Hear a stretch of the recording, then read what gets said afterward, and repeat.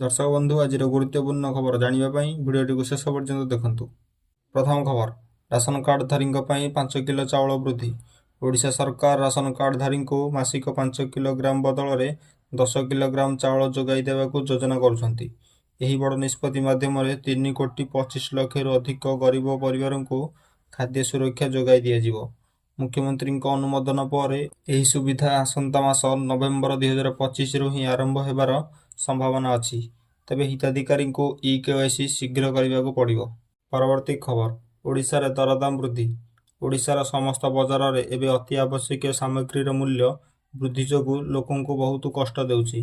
खाइबा तेल डाली एवं परिबा दर बढ़िबा हेतु गरीब एवं मिडिल क्लास परिवार मासिक बजेट संपूर्ण बिगड़ी जाइछि।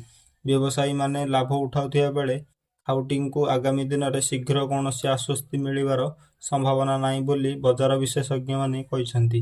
परवर्ती खबर सुबाहक योजना रे महिला को मिलिबो 10 लाख टंका। ओडिशा सरकार सुबाहक योजनार मुख्य लक्ष्य होउछि राज्यर महिला मानकु आर्थिक स्वाधीनता देबा। एही योजना माध्यम रे उद्योगी हेबाकु चाहुथिबा महिला माने निजर व्यवसाय आरंभ करि परिबे। 10 लाख पर्यंत सुध मुक्त ऋण पाई परिबे।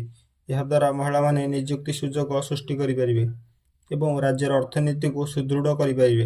योजनार शुभारंभ शीघ्र घोषणा हेबो। परवर्ती खबर वर्षा सतर्कता और लघुचाप आशंका। भारतीय पाणीपाग विभाग बंगोपसागर रे एक लघुचाप क्षेत्र सृष्टि हेबा नै सतर्क कराइछि। एहार प्रभाव आगामी 48 घंटा मध्य दक्षिण और उपकूल ओडिशा रे घड़घड़ी सह प्रबल वर्षा हेबार आशंका रहिछि। एही सतर्कता हेतु चाषी और मत्स्यजीवी माने निज फसल और जीवन सुरक्षा पई पदक्षेप नेबे। समस्त लोकों को सुरक्षित स्थान रे रहिबाकू परामर्श दिया जाइछि।